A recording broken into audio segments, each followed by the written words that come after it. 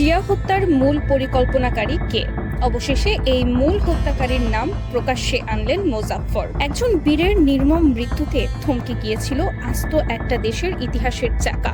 একটি মাত্র ভোর যা পুরো জাতিকে ভাসিয়েছিল কান্নার অতল সাগরে। 4 দশক আগের সেই রক্তাক্ত ভোরের প্রথম ঘাতক মেজর জিয়াউর রহমানের খুনি মেজর মোজাররফ দীর্ঘ ৪৫ বছর পর ধরা পড়েছেন। হত্যাকাণ্ডের প্রকৃত রহস্য এবার উন্মোচন চলে এসেছে। রিমান্ডে নেওয়ার পর একে একে রহস্যের জট খুলতে শুরু করেছেন মেজর মোজাফফর। ঠিক কি হয়েছিল সেদিন, কিভাবে খুন করা হয়েছিল জিয়াউর রহমানকে, বিস্তারিত থাকছে আজকের প্রতিবেদনে। নদীর স্রোত আর সময়ের গতিকে যেমন আটকে রাখা যায় না, তেমনি ইতিহাসের সত্যকেও চিরকাল অন্ধকারের চাদরে ঢেকে রাখা অসম্ভব। ১৯৮১ সালের ৩০শে মে সময়টা ছিল গভীর রাত। ঝুম বৃষ্টির শব্দকে ছাপিয়ে চট্টগ্রাম সার্কিট হাউসের নিস্তব্ধতা ভেঙে হঠাৎ গর্জে উঠেছিল একদল বিপথগামী সেনা সদস্যের বুলেটের শব্দ। সেই নির্মম ভোররাতে বুলেটের আঘাতে চিরতরে স্তব্ধ হয়ে যায় বাংলাদেশের ষষ্ঠ রাষ্ট্রপতি ও বীর মুক্তিযোদ্ধা জিয়াউর রহমানের জীবন। ঘটনার আগের দিন অর্থাৎ ২৯শে মে বিএনপির স্থানীয় নেতাদের মধ্যকার অভ্যন্তরীণ বিরোধ মেটানোর উদ্দেশ্যে 2 দিনের এক সফরে চট্টগ্রাম গিয়েছিলেন তিনি। পরিকল্পনা অনুযায়ী প্রথম দিনের একের পর এক বৈঠক শেষে ক্লান্ত শরীরে যখন তিনি মধ্যরাতে ঘুমাতে যান, তখন হয়তো ভাবতেও পারেননি নিজেরই কিছু অধীনস্থ কর্মকর্তা তার জীবনের শেষ অধ্যায় লেখার প্রস্তুতি নিচ্ছিল।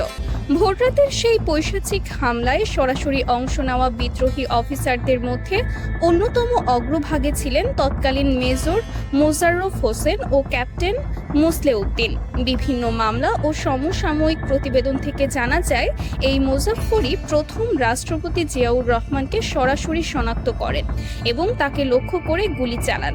হত্যাকাণ্ড নিশ্চিত করার পরপরই অত্যন্ত ঠান্ডা মাথায় চট্টগ্রাম সেনানিবাসের ২৪ পদাতিক ডিভিশনের তৎকালীন জিওসি মেজর জেনারেল আবুল মঞ্জুরকে ওয়্যারলেস মারফত এই ঘাতক বার্তা পাঠান যে the president has been killed.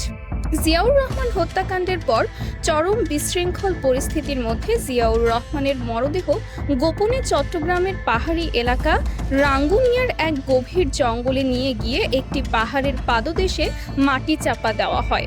রাষ্ট্রপ্রধানকে এভাবে নিশ্চিহ্ন করে দেওয়ার চেষ্টা করা হলেও মানুষের মন থেকে কি তাকে মুছে ফেলা সম্ভব হয়েছিল? মোটেও না।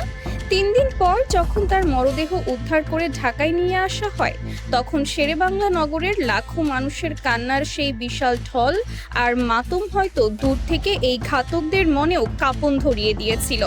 পরবর্তীতে পরিস্থিতির ওপর সরাসরি নিয়ন্ত্রণ প্রতিষ্ঠা হলে মূল পরিকল্পনাকারী হিসেবে অভিযুক্ত মেজর জেনারেল আবুল মঞ্জুর সহ অনেককেই গ্রেফতার করা হয়।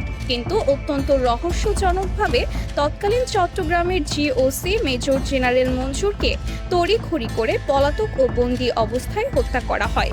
বিভিন্ন ঐতিহাসিক গবেষণা ও রাজনৈতিক বিশ্লেষণে অভিযোগ রয়েছে যে রাষ্ট্রপতি জিয়া হত্যার প্রকৃত নেপথ্যের রহস্য ও পর্দার আড়ালের মূল কুশীলবদের চেহারা যাতে জাতির সামনে কোনোদিন প্রকাশ না পায়, সেই সত্যকে চাপা দিতেই মঞ্জুরকে আদালতে সাক্ষ্য দেওয়ার কোনো সুযোগ না দিয়ে দ্রুত দুনিয়া থেকে সরিয়ে দেওয়া হয়েছিল। মঞ্জুরের মৃত্যুর পর এই হত্যাকাণ্ডের প্রধান 2 ঘাতক মেজর মোজাফফর হোসেন এবং মেজর SM খালেদ দেশ ছেড়ে পালিয়ে যেতে সক্ষম হন। পরবর্তীতে সামরিক আদালতের বিচারে 13 জন সেনা কর্মকর্তার ফাঁসি কার্যকর করা হয় এবং ক্যাপ্টেন মোসলেউদ্দিন সহ কয়েকজনকে যাবজ্জীবন কারাদণ্ড দেওয়া হয়। উচ্চ আদালত পর্যন্ত এই মামলার মৃত্যুদণ্ডের রায় বহাল থাকলেও মোজাফফর হোসেন দীর্ঘ 4.5 দশক ধরে সম্পূর্ণ ধরাছোঁয়ার বাইরে থেকে যান। তাকে ধরিয়ে দেওয়ার জন্য সরকারের পক্ষ থেকে বড় অঙ্কের পুরস্কারও ঘোষণা করা হয়েছিল, কিন্তু তিনি যেন বাতাসে মিলিয়ে গিয়েছিলেন। দীর্ঘ এই সময়ে তদন্ত সংশ্লিষ্ট বিভিন্ন সূত্র থেকে জানা যায়, মোজাফফর হোসেন তার আসল পরিচয় সম্পূর্ণ গোপন করে ছদ্মনাম ব্যবহার করে দীর্ঘ সময় ভারতের বিভিন্ন প্রান্তে আত্মগোপনে ছিলেন। শুধু তাই নয়, এই ছদ্মনামের সুযোগ নিয়ে তিনি প্রায়শই অত্যন্ত গোপনে অবৈধভাবে সীমান্ত পাড়ি দিয়ে বাংলাদেশে যাতায়াত করতেন। নিজের রক্তাক্ত ও অপরাধপ্রবণ অতীতকে বুক ফুলিয়ে আড়াল করে রেখে সমাজের বুকেই এক অদৃশ্য জীবন যাপন করছিলেন তিনি। কিন্তু প্রদীপের নিচে অন্ধকার যেমন চিরস্থায়ী হয় না, তেমনি আইনের দীর্ঘ হাত থেকে অপরাধীর পার পাওয়ার সুযোগও চিরকাল থাকে না। সম্প্রতি ঢাকা মহানগর পুলিশের গোয়েন্দা বিভাগের একটি বিশেষ দল অত্যন্ত নিখুঁত ও সুদূর প্রসারী গোয়েন্দা নজরদারির মাধ্যমে রাজধানী ঢাকার বুকে মোজাফফরের অবস্থান নিশ্চিত করতে সক্ষম হয়। অবশেষে আসে সেই কাঙ্ক্ষিত মাহেন্দ্রক্ষণ।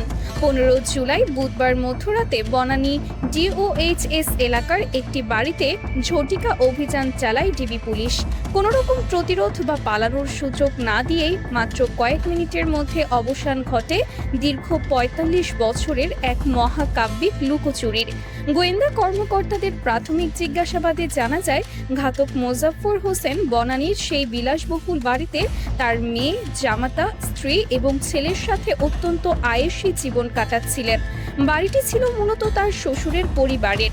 ৪.৫ যুগ ধরে যে মানুষটি একটি রক্তাক্ত ইতিহাসের বোঝা পিঠে নিয়ে পালিয়ে বেড়াচ্ছিলেন, তাকে যখন পুলিশ ধরে নিয়ে যায়, তখন যেন তার চারপাশের সাজানো ছদ্মবেশ তাসের ঘরের মতো ভেঙে পড়ে।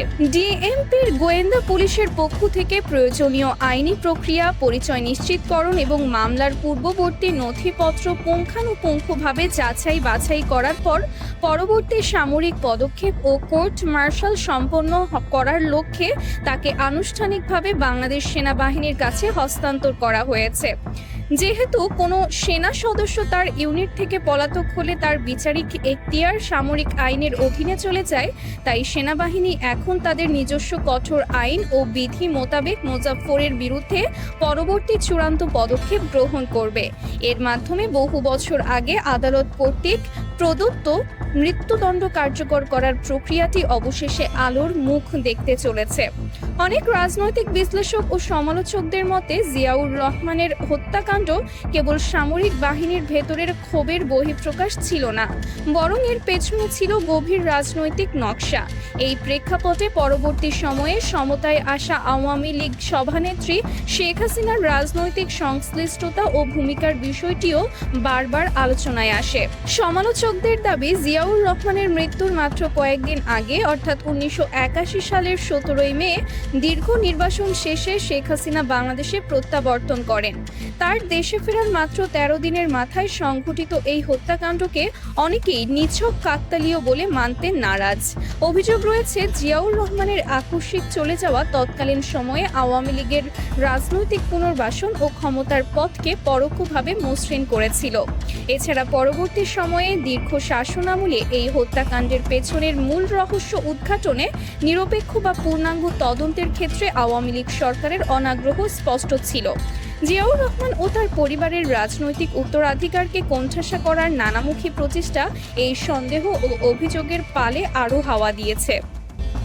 রাজনৈতিক বিশ্লেষক ও ইতিহাসবিদেরা মনে করছেন, এই গ্রেফতারের ঘটনাটি কেবল একজন সাজাপ্রাপ্ত আসামিকে ধরে আনার মধ্যেই সীমাবদ্ধ নয়। এটি বাংলাদেশের ইতিহাসের অন্যতম অন্ধকার এবং দীর্ঘ সময় ধরে অমীমাংসিত থাকা অধ্যায়ের জট খোলার এক নতুন দিগন্ত উন্মোচন করতে পারে।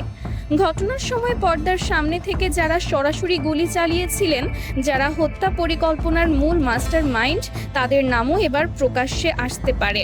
ফলে স্বাভাবিকভাবেই প্রশ্ন জাগে, এই দীর্ঘ ৪৫ বছর পর ঘাতক মোজাফফরের মুখ থেকে কি বের হয়ে আসবে নতুন কোনো চাঞ্চল্যকর সত্য?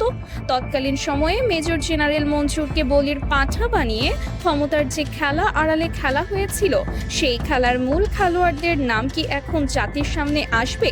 ইতিহাসের পাতা থেকে সাময়িকভাবে পালিয়ে থাকা গেলেও চূড়ান্ত সত্য যে কোনো না কোনো একদিন নিয়তির হাত ধরে সামনে আসবেই।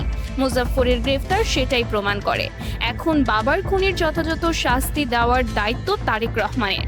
প্রধানমন্ত্রী খুনির ফাঁসি কার্যকরে ঠিক কতটা সফল হন, সেটাই এখন দেখার বিষয়।